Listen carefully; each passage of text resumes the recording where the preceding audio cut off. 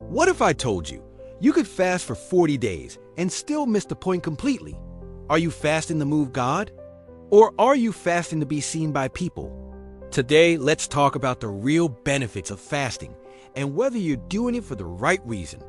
In Matthew 6:16, Jesus said, "When you fast, do not be like the hypocrites, with a sad countenance, that they may appear unto men to fast." In Jesus' day, people would anoint themselves with oil. Not doing so was a public sign of mourning or sorrow. So what was happening?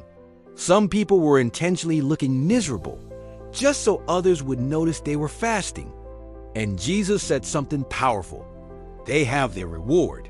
In other words, if your fasting is for attention, the attention is all you'll ever get. But fasting was never meant to be a performance. It is not a spiritual competition. It is not a public announcement. It is not a hunger strike to force God's hand. Fasting is about motive. It is about seeking God to the exclusion of all else. Even Paul in 1 Corinthians 7-5 teaches that fasting in marriage must be done with mutual consent. Why? Because fasting is not about proving spirituality. It is about honoring God. Now here's something powerful. Fasting does not cast out demons. It casts out unbelief. When you deny the flesh, the spirit gains ascendancy. When appetite decreases, awareness of God increases.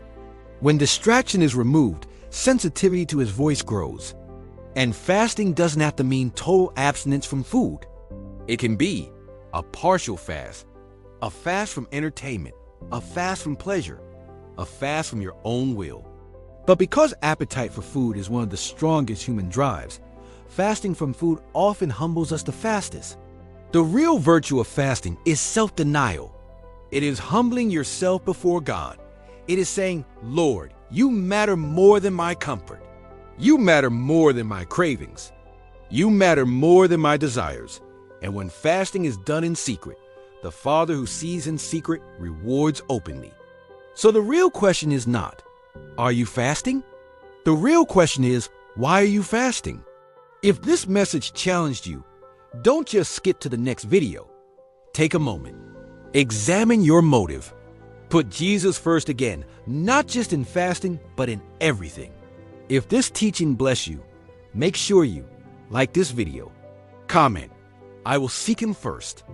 Subscribe for more biblical truth that builds your faith. And share this with someone who needs to realign their focus. Remember, true fasting isn't about looking spiritual. It's about loving God more than yourself. See you in the next video.